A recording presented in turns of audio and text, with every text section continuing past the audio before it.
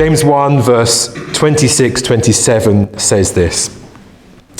If anyone thinks he is religious and does not bridle his tongue, but deceives his heart, this person's religion is worthless. Religion that is pure and undefiled before God the Father is this: to visit orphans and widows in their affliction, and to keep oneself unstained from the world.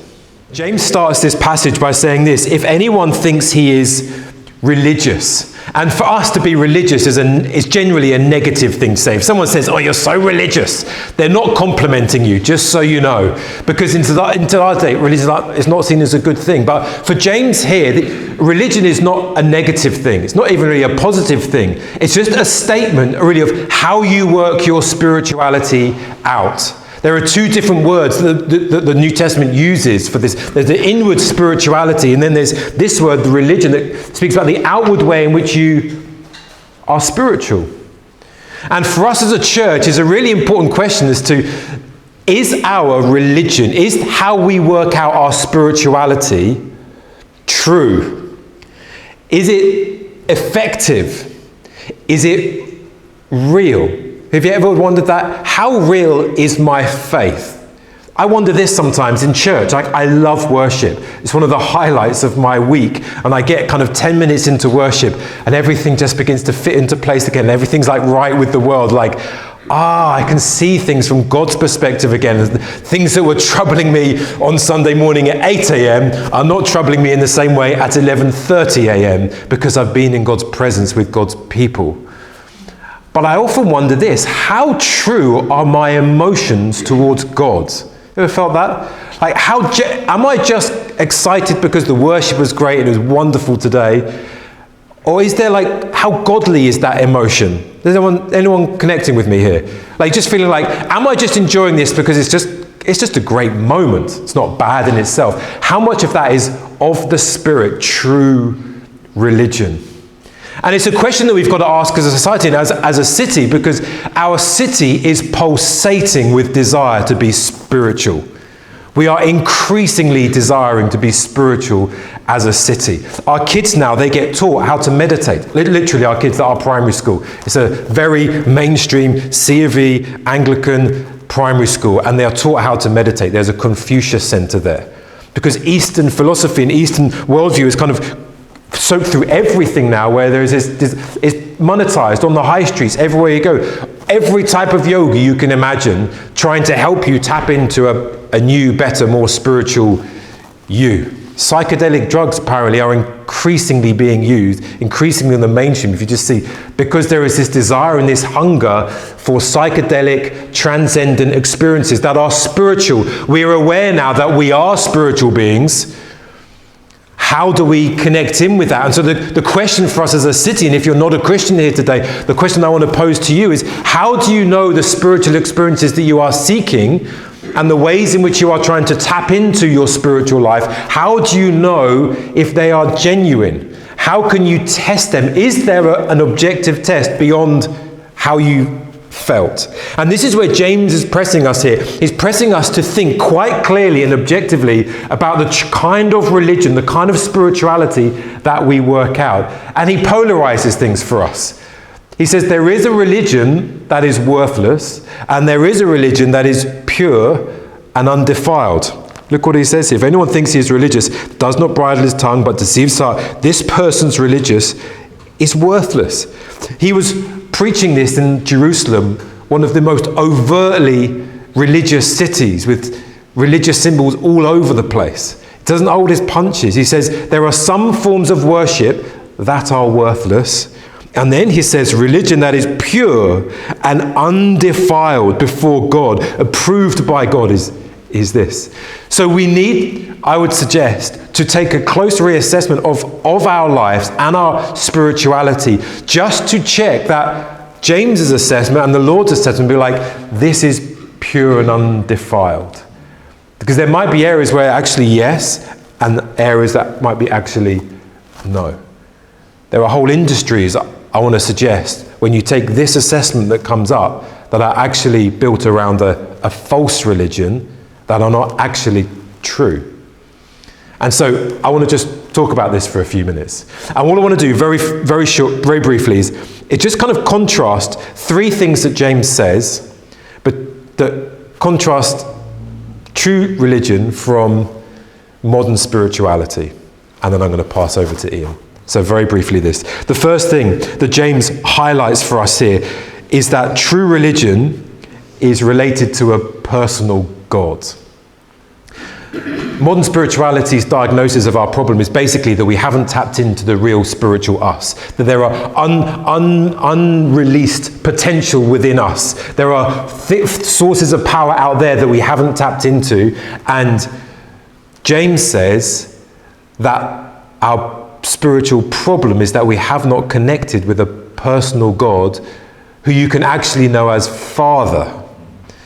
He doesn't just say it's a personal relationship, you can actually know him as God. So all of the clawing that we take in this world and the ambition and trying to fill our lives with things and not being able to let go of things is not just can be filled by an impersonal force, but actually can only be healed and filled when we come into a relationship with a God whom is called God our Father. That it's actually that we have this experience of being forsaken in a cold and hard world and get adopted into the family of God. This is what true religion is, that it starts with relating to God as Father. And only then can our hearts be healed and filled to the point where we can let go of the things of this life and look to God and follow Jesus. This is true religion, he says, because he says this is before God the Father. And everything that gets worked out as Christians is actually based on the fact that we are in this personal relationship with God our Father. Sometimes pastors and churches talk about biblical principles, which I understand. There's nothing, I'm not totally like just throwing that in the bin. But sometimes when you talk about biblical principles, it can give off this idea that principles, they kind of stand alone. Like here's a document with 10 principles on X, Y, or Z. 10 principles for doing this. But actually, biblical principles are not separated from the presence of God. That actually everything that we are about flows from a relationship with God, whom is our Father. Tim Keller says this about biblical justice. He says, biblical justice is not first of all a set of bullet points or a set of rules and guidelines. It is rooted in the very character of God, and it is the outworking of that character which is never less than just. So when we come to looking at orphans and widows, how we care for those around us who are vulnerable, this isn't just a random principle that church people should be doing. It is actually, if we worship a God who is our Father, if we are to follow our Father's footsteps, it will result in a fathering to those around us. It will result in a parenting to those around us. Even when they're not biologically ours, we will outwork that to those around us. So you see how this flows. From God our Father, we then walk and we father those around us. You might be a year older than someone. You might have the opportunity to father or mother them. And so it all comes from this. Not an impersonal force, but God our Father. Secondly, this. True religion implicates our whole life. Look what James says. He says, if anyone thinks, there's three things he says. If anyone thinks he is religious and does not bridle his tongue, but deceives his heart. That's the first thing. True religion actually implicates how you speak, what you speak about. We're going to come on to this in a few weeks later, so we're not going to dwell on this.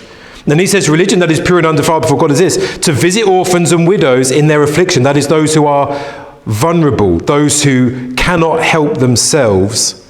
And then thirdly, he says, and to keep oneself unstained from the world.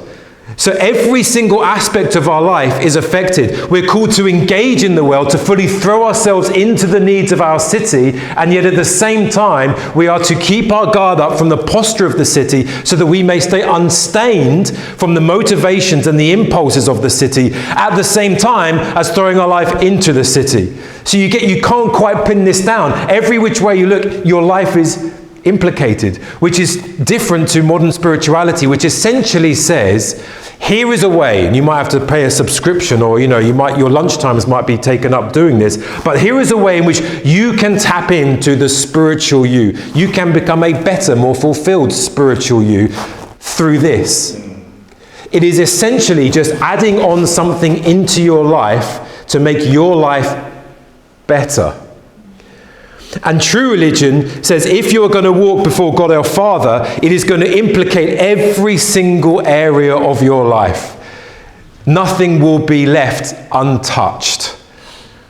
How you speak, what you do with your time, what you do with your money, whom you care for, everything will begin to change.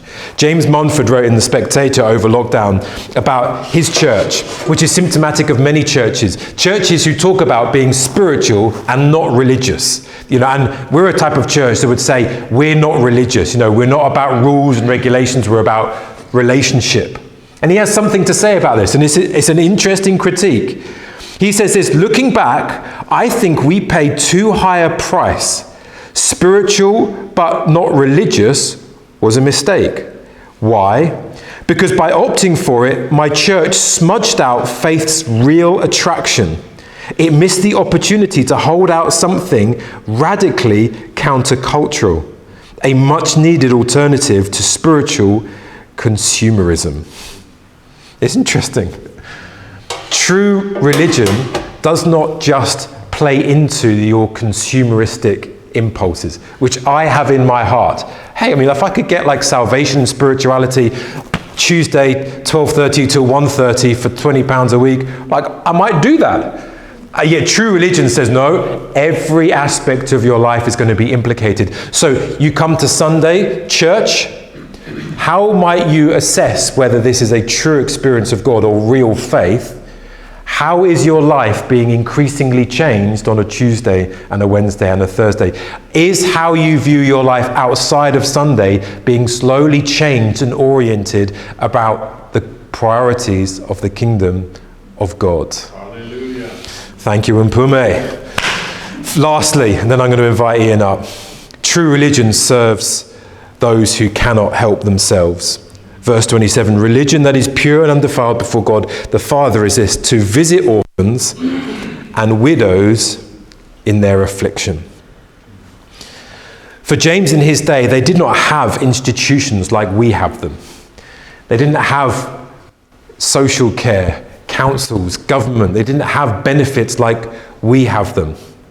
A lot of this is actually the fruit of Christians and churches' influence. The fact that we do have things like an NHS, even that there is an impulse in our society to care for orphans and widows, is actually built from Christian roots. Yet just because we can't see the needs of our city like you can in other cities, does not mean that they are not there. And James is calling those to be involved in true religion to look out for those who cannot help themselves. So the smallest of children who are fatherless or motherless, no fault of their own, James is saying they are people that you need to care for. Widows, he says, in their day, when the family unit was the source of care, widows were those who were on the outside of peripheral of society and the most vulnerable, who were called into family units. Why Paul is so strong in 1 Timothy 5 to say, if you don't care for widows, he says you are worse than an unbeliever. He's really strong. Why? Because the family unit was the place where those who were on the edge of society got cared for. And for us, we're in a different society, but the call is still the same for those who cannot help themselves, who don't have the financial or relational or emotional or relational or intellectual capacity to help themselves out of a situation. It is the church's calling to go to those places because Christ came to us when we were helpless. Christ, the source of all, came to those who needed everything. And even as we walked away and disowned Jesus, he ran towards us and died on the cross and saved those who could not save themselves. And so James's call on us is to visit.